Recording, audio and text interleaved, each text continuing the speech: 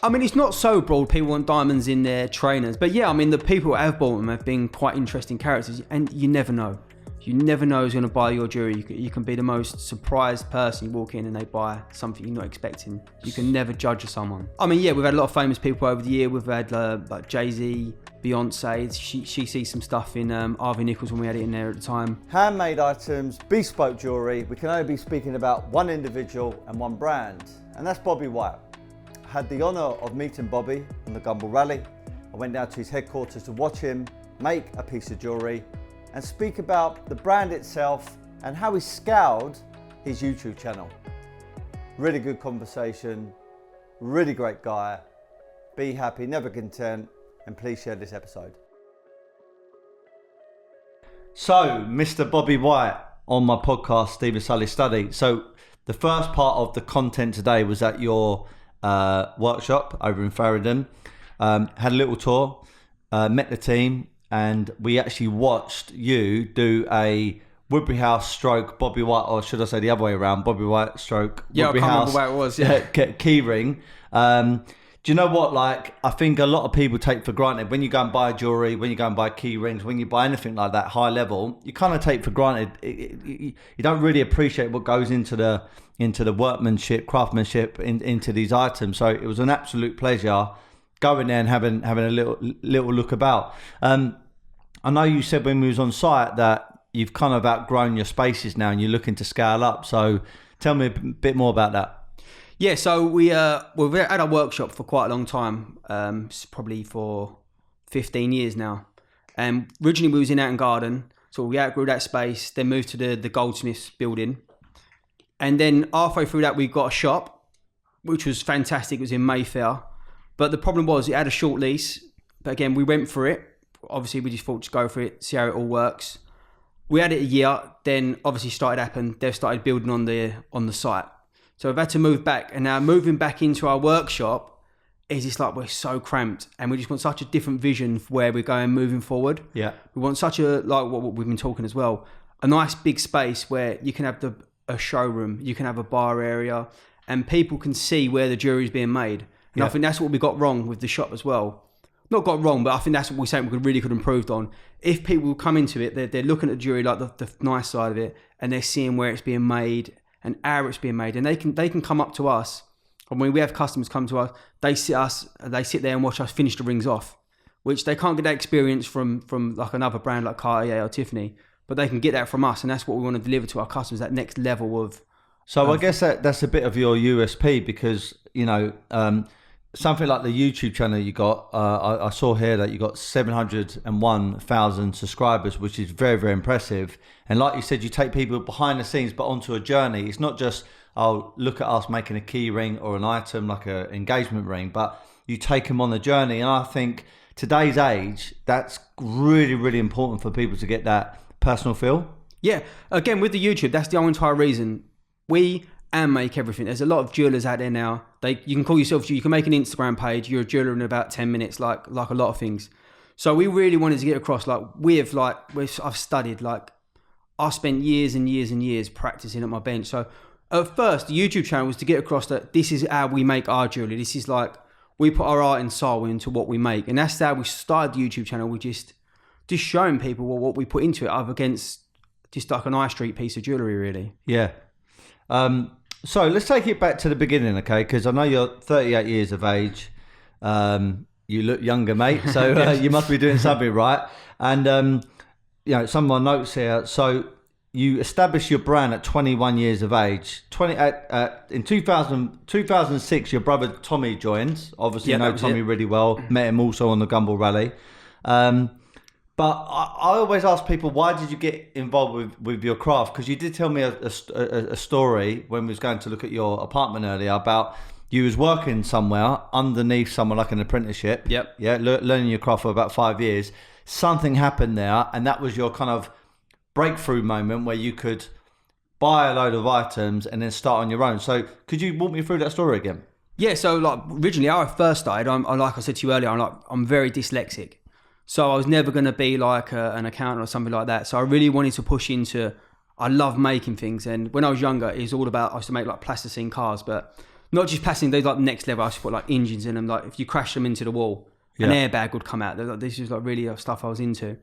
So my dad was having some jewellery made at the time, and I thought, and I was like every kid, like I love watches, I love diamonds, I love that sort of thing. So I got in it from there, done an apprenticeship, and then got a job. And the guy I worked with was he was so switched on with jewellery making, and he really taught me well. But again, he had his problems, and just as I was finishing my apprentices, it sort of, his business went down, something happened personal with him, and it went into receivership. And again, I was still the youngest person there. There was a lot of like, older people, and the receivers come in. Basically, my job was gone. The receivers come in, and no one else wanted to buy all the tools. I'm still the youngest one, but where I've saved up all my money, because my goal in my head when I was apprentice was to start my own thing. It was never to stay there. So I always had that in mind, but it just happened a little bit quicker.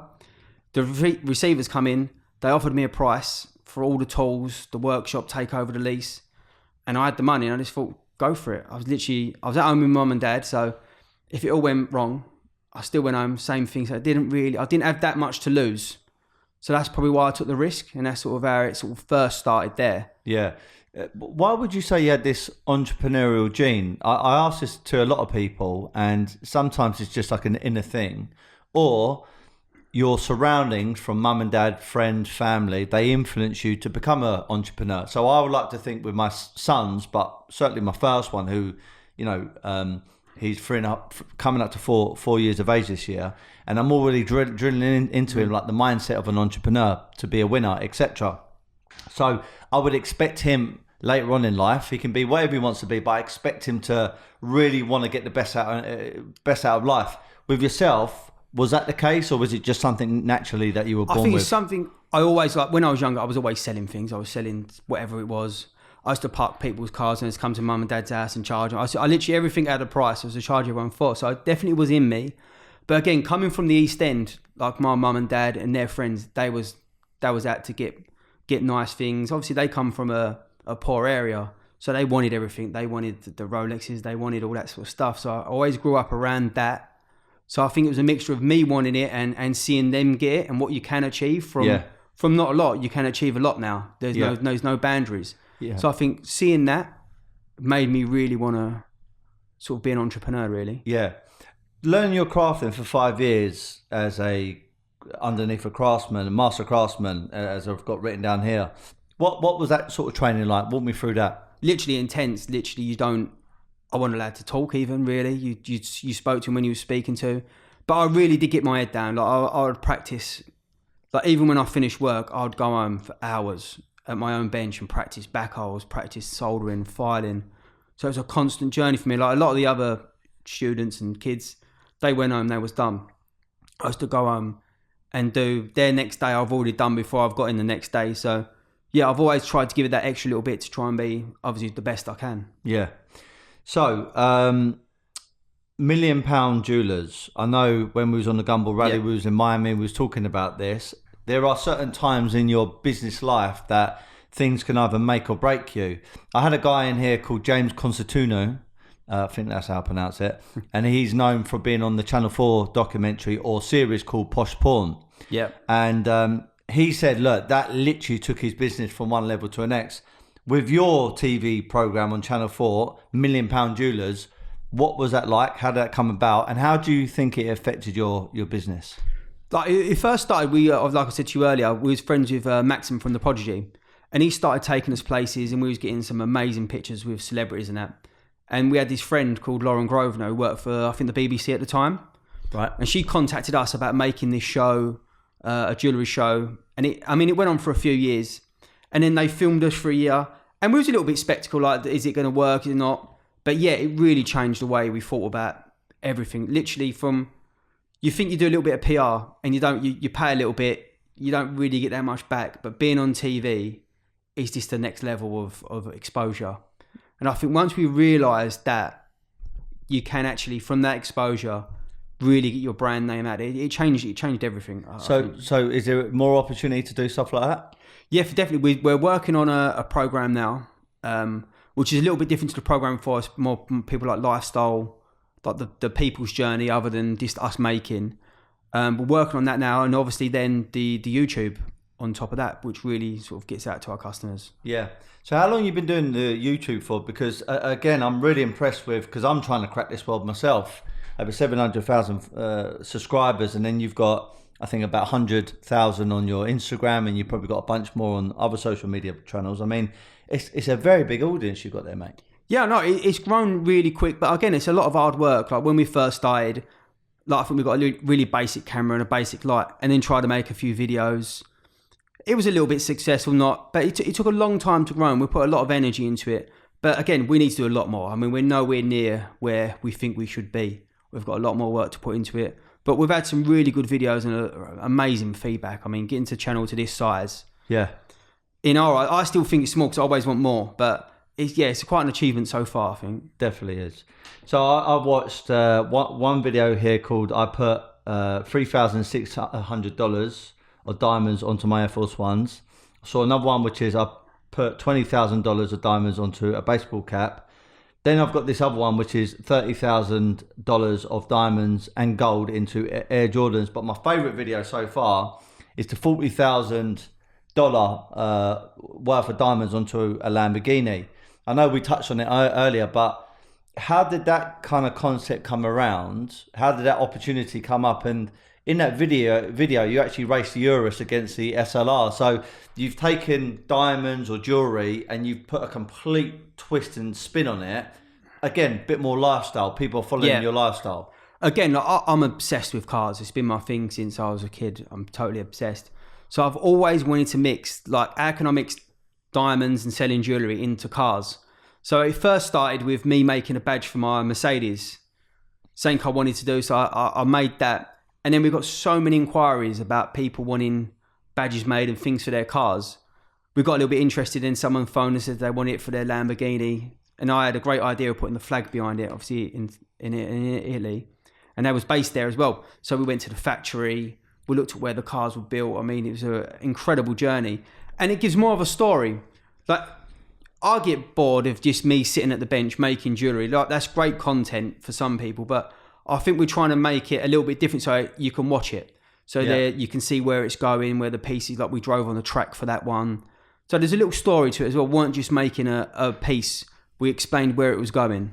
So like the type of people who would buy, I don't know, for example, this video here, $30,000 worth of diamonds and gold into Air Jordans. I know we spoke about it back at your place in Farringdon. I mean, naturally, and I know this is going to sound very stereotypical, but I'm thinking some of the music, maybe a rapper, might buy something like that. Am I right in that, or is it actually a broader demographic than I actually realise? I mean, it's not so broad. People want diamonds in their trainers, but yeah, we've done them for artists as well. Definitely, there's a lot of singers. We've made an handful of these. These are not for everyone. Like I said to you earlier, they can be taken off and put on different trainers. So you're not just spending £35,000 on one pair of trainers. You can take them off and change them. But yeah, I mean, the people who have bought them have been quite interesting characters, and you never know.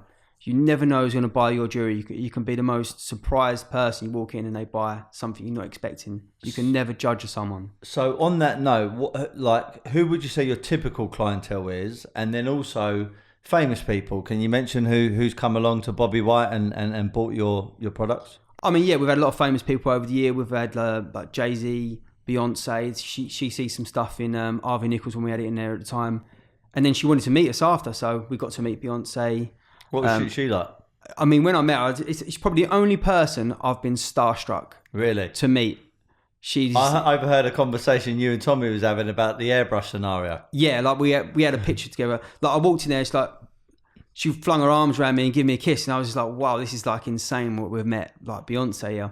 Yeah, when we had a picture and the picture come through, she looked like an angel standing there. I think she was definitely been airbrushed, and I was just seeing it all shiny, so I needed to make the picture match. But yeah, we met Prince. We done it on his 21 night tour. Wow. But again, he was probably the first one we met. We made quite a lot of pieces for him. But when we went to meet him, it was at the O2, and we went into this big room. Everything was like sheeted out in black, and he was on a throne on one side of the room. And we come into the room thinking we was going to meet him, and the girl was running backwards and forwards, and we was having a conversation like that, so we could never actually get to speak to him. Why? We was just, I don't know, 100 metres away, and the girl was just running back having a conversation. And we thought this must be normal. It's our first superstar we've ever met. Yeah. But looking back, I mean, That's crazy. It's crazy, but it's Prince. I'd preferred that experience with him there than actually just going over and meeting him because it's quite unusual. And again, we've met a lot of people since, and no one's ever been like that. But yeah, it was a good experience to not meet him, sort of meet him like that way. It was quite funny. So bar the Prince, bar Beyonce, I mean, day to day, who are the type of people that buy your jewellery? We do a lot of football players. Again, I'm not big on football, so they come up. We've probably done a lot of football players. I mean, that's our big market. A lot of our stuff goes to the States. That's probably 60% of our jewellery we make now. It all goes to the States. Yeah, I mean, it's so varied. I mean, you get the customer on one hand who buy an engagement ring, and it's their one purchase, their whole entire life. And then we've got customers who carry on buying. That is constantly, we're always making something for them. You see them like once or twice a year, you make a big piece for them. So yeah, it's quite a vary on different customers we've got. Yeah. So on your website, pendants, chains, bracelets, rings, earrings are some of the items that you put together. So how would you describe Bobby White? Is it a bespoke jewellery diamond company?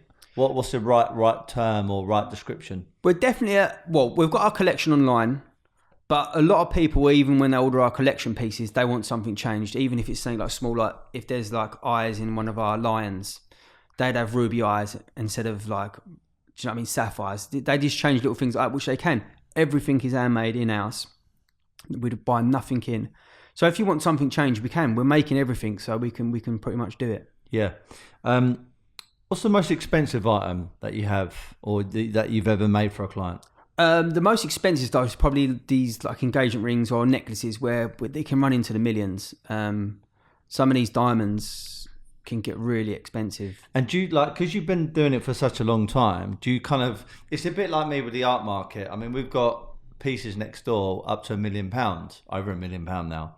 And I walk past it and I don't feel any different about it as when I first got it for a client 5 years ago, 6 years ago, and it was 100 grand, for example. Yeah. I just still see it as an expensive piece of art, but that's all it is. And I'm kind of a bit detached from the actual value of it. With yourself, like when you're handling £1 million worth of jewellery, £5 million worth of jewellery for one particular client, I mean, do you get nervous or is it something you don't really think about? You don't think about it. You're right. You have the pieces you're so used to. I'm not saying you're used to working on that sort of thing every day, but you're so used to working on it, you forget about the value and you just kind of look at the beauty of the stone or the pieces you're making. Yeah. I sort of miss that when people ask me like, what piece do you miss? I actually miss looking at the diamond, not actually because it's got a big value attached to it, which it has, but yeah, it's like the diamond you sort of miss more when it actually goes. But yeah, you could get attached to the price. So you guys all seem very, very ambitious, okay? Obviously, I saw that firsthand at the Gumball Rally. I mean, the entry fee alone, even what Damon said in my podcast and so many other people have said about it, is a hefty amount of money. It's more than people's annual wage. Yeah. So obviously people do it because they want to enjoy themselves. They want to experience the Gumball Rally for what it is. But if you're doing it from a business standpoint, it's actually quite hard sometimes to know whether you're going to monetize it or not. Obviously, you've got the clientele that you could tap into the network if you've got a good product and service. You've got the content that you can make off the back end of it. And just the affiliation, like Bobby White next to Gumball, Woodbury House next to Gumball, Richard Hambleton next to Gumball. It's great. But it's, again, very, very hard to measure whether or not you can make that money back. So anyone doing a Gumball Rally with a bit of a business entrepreneurial spin on it has to be quite ballsy, in my opinion. You have to be kind of gung-ho for it. You're an ambitious company, so things like the Gumball or other things that you got in the pipeline, what's going to be like the goal? What's the evolution of Bobby White? Again, like I'm always a trier, so always weigh things up. And if you think it's right for the business, again, like I've always wanted to do the Gumball. It was a little bit of a two-edged like sword in a way. I've always watched it since I was a kid. I've absolutely always wanted to do it.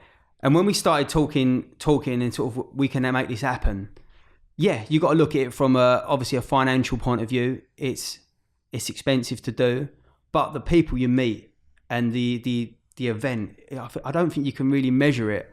I always say to people, look, it's expensive, but if you are in a position that you can afford to do it, I think, and you like cars, obviously you like that sort of thing, I really do think you got to go for it. It's an experience of a lifetime as well. Considering doing it next year? 100%, yeah. Yeah. 100%, we're going to do it again. Again, like for business wise, the people you meet on the journey as well is incredible.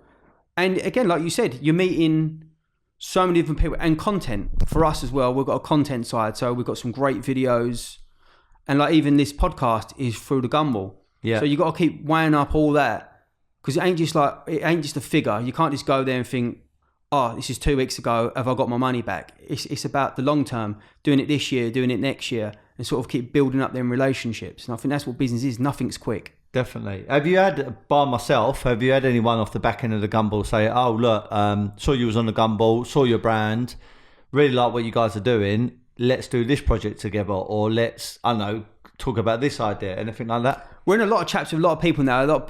Everyone watched the content. That was good because it's exciting. It's not like you're putting boring content out there. So a lot of people, everyone, if you meet them, they go, oh God, that was incredible what you've done. Like some people love it, some people hate it. But I think it opens a lot of doors. And you don't know yet to I think, 6 months' time, what sort of doors it's going to open. Yeah.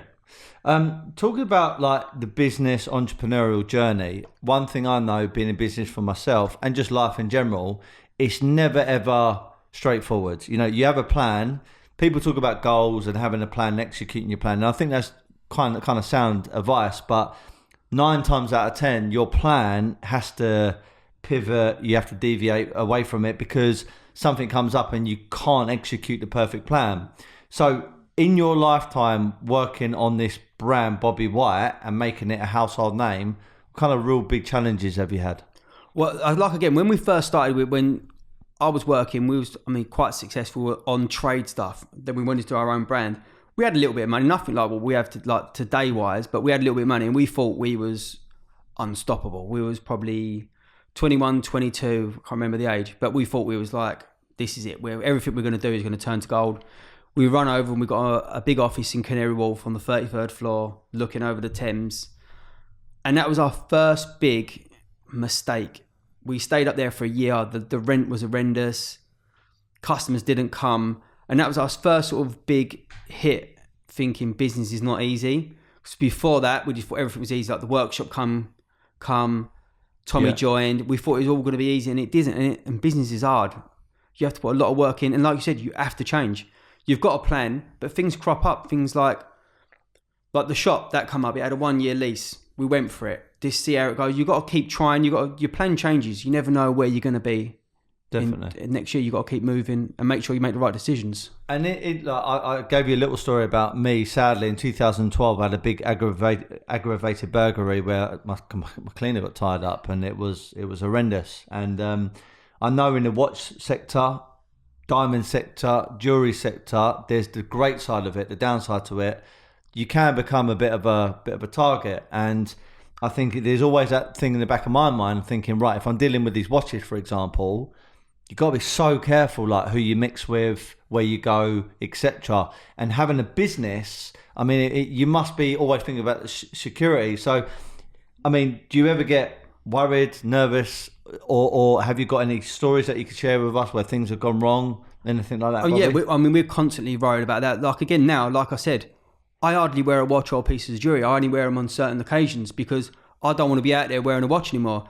Even like our stock, I never keep anything in the house anymore. I'm constantly thinking there's I don't want to be a target, because you see people walk around with a lot of stuff on. And I think you just got to pick the places where you do wear things and stuff like that.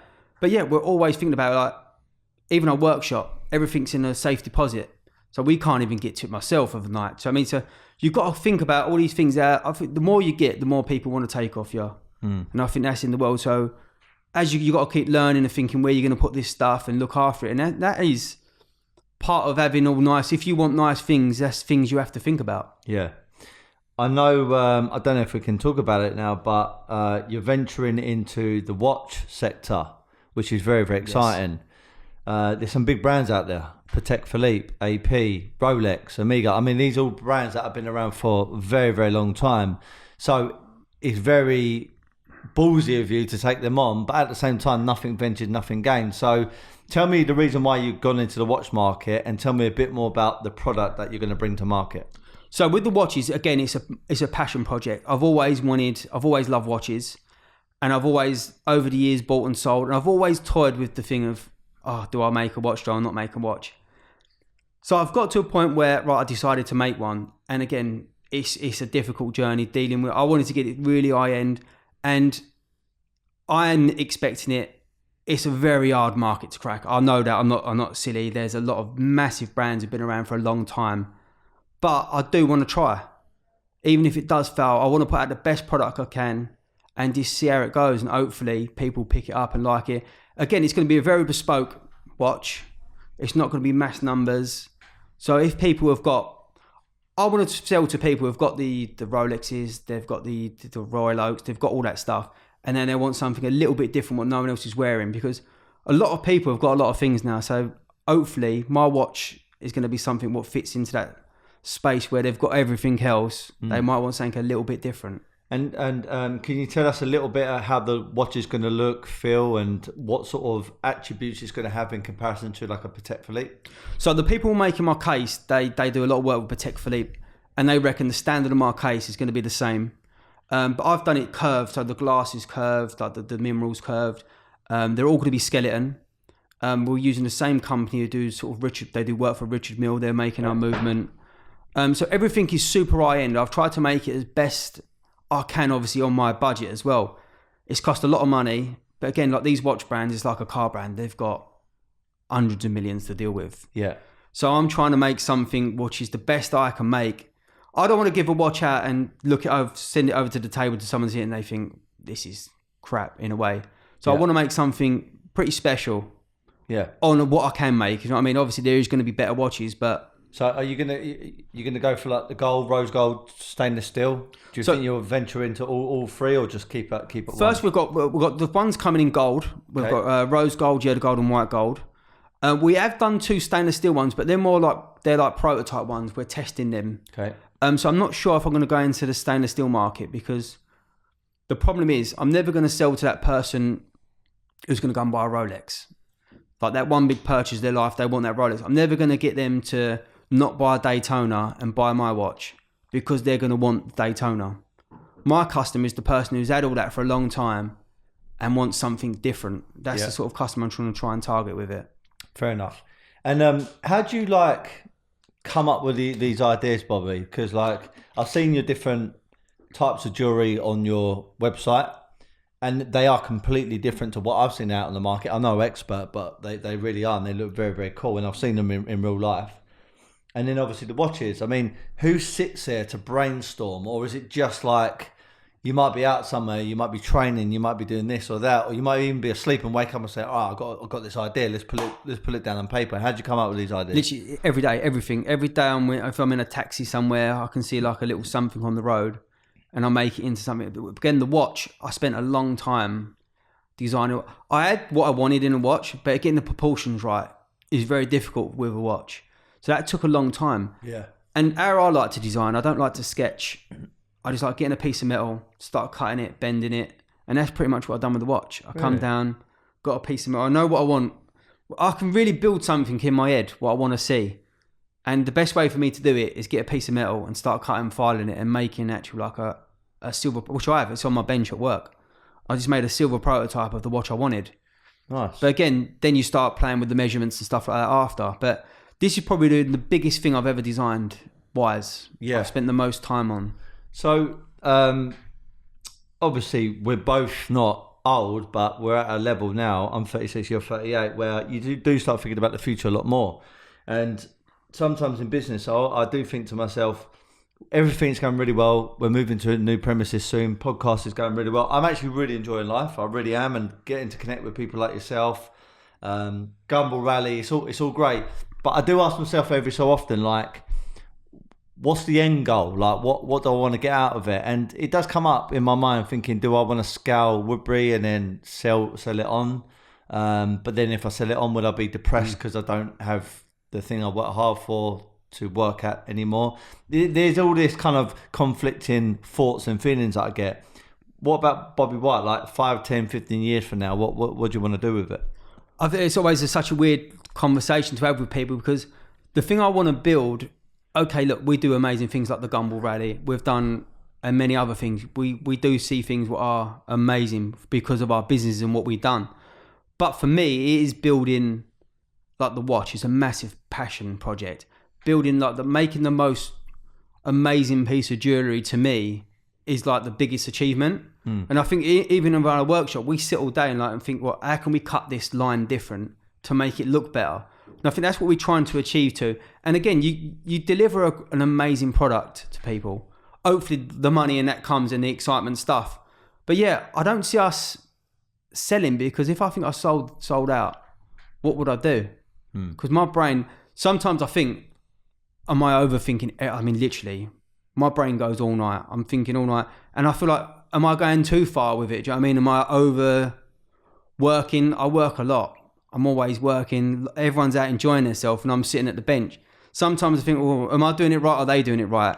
But my brain is just constantly going. I never feel, it's a wrong thing to say, like I never feel happy with what I got, but I always want to achieve more. Like if I've done something, people looking, oh, it's really amazing what you've done, but I'm always thinking about the next step.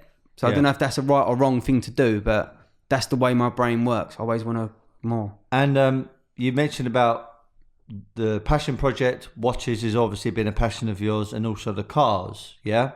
So money has to be important to any business person, because without the money, all of these other things don't come. And without the money, it shows that you don't really have a business. You have something which is costing you an arm and a leg. But in the UK, talking about money is almost a bit of a taboo subject. You go to America, it's completely fine. It's different conversation. Totally different culture. So, like, how important is money to you, Bobby White? It's massively important. Like, if you want to keep moving forward with all these projects, you need a lot to be in business. You need a lot of money to do all these things. Like the watches is costing, I thought it was going to cost X, and it's cost so much more to do. But I love it. I can't wait to get the watch out. I love doing that. And again, like you need a lot of money to do these things. So you need to earn the money to keep evolving and keep moving forward and making things better as well, the product. Yeah, for sure. On a personal note though, I mean, like, you know, what would you do with like certain profits that you make? I mean, do you enjoy yourself, or you just plow it all back into the business? I mean, we plow a lot back in. I mean, we're still growing. I mean, I feel like we're not even nowhere near where we want to be. So we plow a lot back in. But again, like we do nice things, like again, like the Gumball Rally, the cars. We buy. I love my cars, so I buy cars. I buy watches, and just a nice holidays. You need a good break as well every now and then. Go and see the world for inspiration as well. Definitely. So yeah, I think we put a lot back in, but we enjoy it as well. Yeah. I think as long as you can enjoy it and have a balance. So I would say watches, cars, jewellery, art, all these passion assets. It's a bit of a melting pot for a demographic or a buyer or an investor to be buying all of these particular items. One of the reasons why I know this firsthand is because, well, one, I saw at the Gumball Rally, but two, we are the official brand partners at the London Watch Show, and people that are buying watches are now coming over to our stands, listening to our talk, and then end up buying Richard Hamilton artworks. I know that at your store in Mayfair that you have one of the Richard Hamilton limited editions up on the wall. Number one, do you have a sort of interest, passion for art? And two, do you see that a lot? Do you see the same type of people buying art, watches, jewellery, that kind of stuff? Yeah, forget like our customer base is definitely obviously jewellery, watches and art. I think that is all together, and the cars in a way. It's the same customer. So if we're selling, again, like these are their assets as well. They're not just, you can look at it because you love it. You can love a piece of art. You can love a watch, a diamond. But again, on the other hand, these are things that are going up in value. It's not guaranteed, but they are all going up in value. At the minute, everything's gone sort of crazy with art, diamonds and watches. So there's that side of it as well. So there's a lot of, I think, a passion in. But if you're passionate about any of them things, it's sort of the old collection what you want. And again, with me, I love art. I buy what I like. Obviously, sometimes I don't. With my art, sometimes you sort of buy a piece and you want it to go up in value, but sometimes you just buy a piece because you like the piece, whatever it is. And I think that's the same with watches as well. Yeah. Sometimes you like something, sometimes you just make different decisions on different pieces. Yeah.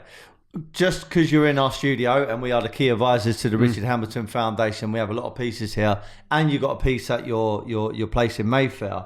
How much do you know about Richard Hamilton? What do you like about Richard Hamilton? And what's your basically just view and your opinion on his market? Well, I first went in to see his pictures, and I just actually fell in love with his pictures first, before I even know the backstory of him being like a street artist and all this sort of stuff. The pictures are so dramatic, and I think that's what got me first. And learning his story as well, with how he sort of come up. I mean, I loved it. I love his pieces. I mean, I even walked in here today. It's like there's so many I'd want. There's so many, but they're just they're fantastic pieces, and they're straight. To me, I can go to an art exhibition, and some of it I'm not that interested in because I just don't. But as soon as I see something I'm interested in, I know I want a piece, and then I mean, with this, it sort of fits in with my character as well. I think a bit more. So last but not least, so like if someone wanted to approach Bobby White, as in your brand, they were interested in either an engagement ring or something bespoke, talk to me about the process that it will go through. So the process, like, they get in contact with us. Depends if they're having an engagement ring. It's all about finding the perfect stone for them. Yeah. Whatever their budget is, they don't have to. I think a lot of people think they have to have a massive budget when they come to us, which they don't. Which we do, sort of really reasonable rings, like engagement rings. But again, on the bespoke side, people come to us. We'll have a chat, what they sort of looking for. Yeah. We will go off and I'll do a design for them. We've got some people on the computer do like 3D modelling, and the pictures they can get are quite real life. So then you go back, you show them the pictures, and then once they agree on it, then we'll take it into the workshop. And again, with some of the big pieces, we would video the process. So the person who's buying the piece gets an asset with it, like a so they've got the piece, yeah. and they can see how it's fully made from start to finish, where the stones come from, the stones being set, everything being worked on, so they know it's come from us. Like a lot of these jewelers now, you buy something from, it goes out to the Far East, it's made in a factory, it comes back, and that's it. With us, it's made in our workshop. They can come up if they want to the workshop and see it being made, seeing the stones being set. So it's definitely a real personal piece they're getting made. Yeah. And it's made to the highest standards that we can deliver. Well, listen, if people like Jay-Z, Beyonce, footballers are buying from you, I mean, that's got to tell you everything you need to know about your product. Yeah, hopefully, again, like I said, as long as we're making the best product, I think everything else should come along with that. Definitely. Just on that note, on the celebrity side of things, who is like the nicest or craziest celebrity you've ever met or they've done business with you? Oh, we've done so many. I think, obviously, that we were telling you earlier, like, we've had nights out with like Liam Gallagher and that, and it lives up to the expectations. I mean, that's what you can say. He really is wild. He's wild. Yeah. I mean, you meet a lot of people, especially when you're in a sort of a crowd where they treat you as a friend more. They're definitely more relaxed, and it's we've met some amazing people over the time. But, yeah. Well, any parties out of Liam Gallagher, let me know. I'll be there. Yeah, hopefully. Yeah, not for a few years, but I'm sure if we get back with him. Yeah, I'll probably die after a few days. Yeah, that's the problem. Yeah. Right, Bobby. Thank you for your time. I'm going to ask you one more question. So you probably heard this on my podcast. I come up with a mantra, which is "Be happy, never content." Bobby White. If I were to ask you, "Be happy, never content," what does that actually mean to you? I think be happy. You got to be happy with your situation, your path you're taking. I think. You can be very unhappy if you're in a job that pays a lot of money, but you don't. It's not yours. I love owning, I love being my own person and designing my own things. That's when I'm most happiness. If I'm making the product that I feel I'm proud of, being proud of something, that's what which I'm most happy with doing. Okay. And that's my biggest thing, really. So the be happy part, and then what about never content? I'm never content. I don't know, never content. Yeah, I don't know if that's a good thing or bad thing for me, but if I've got something, I always want the next thing. If the watch is a success, and if I sold some, I'd want to sell more. I just want to keep building. I'm never content, really. So, but I think that's a good thing to me. It is. I'm always going. Yeah, it's the entrepreneurial kind of spark and gene. I think if you don't have that, it's almost like you're settled for second best. I think if you haven't got that, you're bored. You've sort of not achieved really what you want. I think you can never be. You got to keep moving, keep going. I think that's what life's about. Definitely. Well, look, it's been an absolute pleasure going to your workshop, connecting with you, meeting you, learning about your story. I'm very much looking forward to Bobby White's evolution. No doubt, I feel like Woodbury House, Bobby White, there could be some sort of collaboration there eventually. I'm sure we can do something, yeah. As you well know, we're moving, around the corner from here at some point, so there could be a big kind of event that we could do together. And no doubt, I'll probably see you in the Gumball Rally next year. 100% we'll be at the Gumball Rally. I mean, it's the best thing I think best thing we've done this year for sure. Yeah. Right, nice one, Bobby. Lovely. Thank you very much. Thanks for that. And always remember to be happy, never content. Thank you very much, everyone, and speak to you next week. Cheers. Perfect.